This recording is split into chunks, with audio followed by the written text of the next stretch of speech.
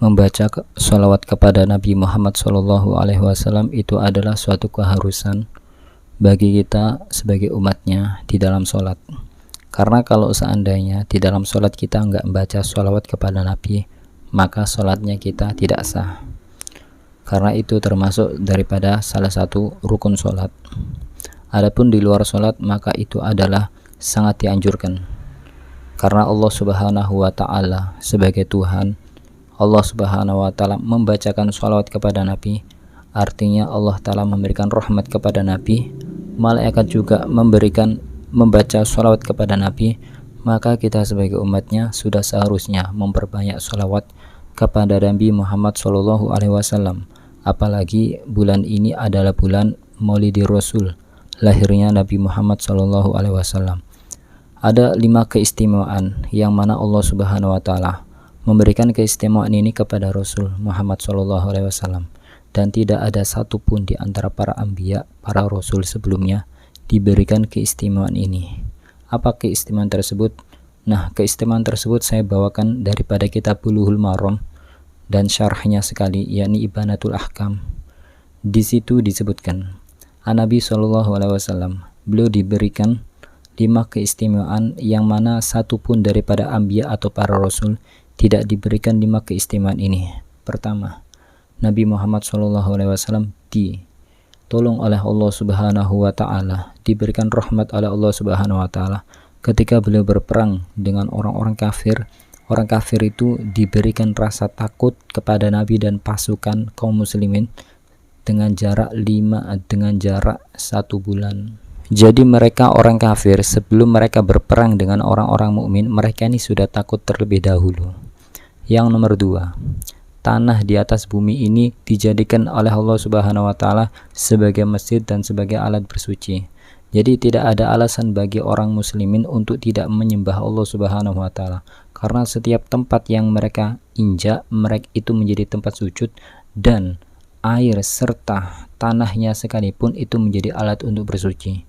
Jadi dimanapun dan kapanpun orang mukmin berada. Yang ketiga, Allah Subhanahu wa Ta'ala menghalalkan bagi Nabi dan para sahabat-sahabatnya atau untuk orang muslimin, mereka ini diberikan kehalalan oleh Allah Subhanahu wa Ta'ala harta ghanimah.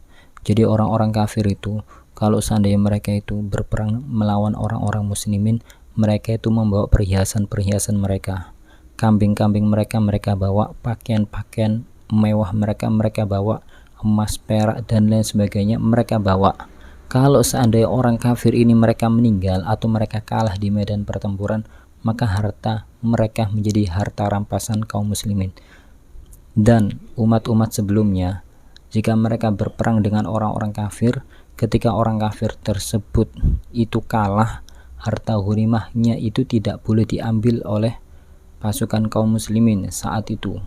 Bukan zamannya Nabi, di zaman-zaman terdahulu sebelum zamannya Nabi Muhammad SAW, harta rampasan tersebut dikumpulkan, kemudian dijadikan satu, kemudian dikumpulkan, kemudian kalau seandainya ada api yang datang daripada langit membakar harta ghanimah tersebut, itu artinya harta ghanimah tersebut diterima di sisi Allah Subhanahu wa Ta'ala. Jadi harta rampasan itu tidak boleh dinikmati oleh pasukan kaum muslim saat itu. Tapi di zaman Nabi Muhammad SAW, harta rampasan itu boleh dinikmati oleh kaum muslimin. Keistimewaan yang nomor 4, Nabi Muhammad SAW diberikan asy-syafa'ah, asy-syafa'atul uzma, syafaat yang paling besar di hari kiamat nanti. Artinya ini syafaat untuk meringankan orang-orang yang memiliki dosa besar kelak nanti di hari kiamat. Dan ini adalah syafaat yang dimiliki oleh Nabi Muhammad SAW, maka beruntung kita menjadi umat beliau SAW. Keistimewaan yang nomor 5, Nabi SAW diutus oleh Allah Subhanahu wa Ta'ala kepada seluruh umat. Itu artinya orang Yahudi boleh masuk Islam, orang Nasrani boleh masuk Islam, orang Konghucu boleh masuk Islam, yang nyembah sandal boleh masuk Islam, yang nyembah pohon boleh masuk Islam, yang nyembah awan boleh masuk Islam, yang nggak punya keyakinan agama sekalipun boleh masuk Islam. Orang Arab boleh masuk Islam, orang Ajam pun juga boleh masuk Islam. Artinya semua golongan boleh masuk Islam. Ini para nabi, mereka tidak para nabi sebelum Nabi Muhammad mereka tidak memiliki keistimewaan seperti itu.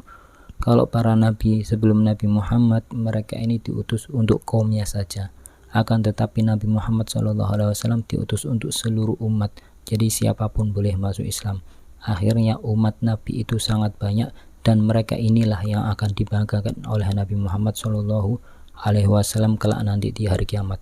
Semoga kita semuanya menjadi umat yang dibanggakan oleh Nabi Muhammad SAW.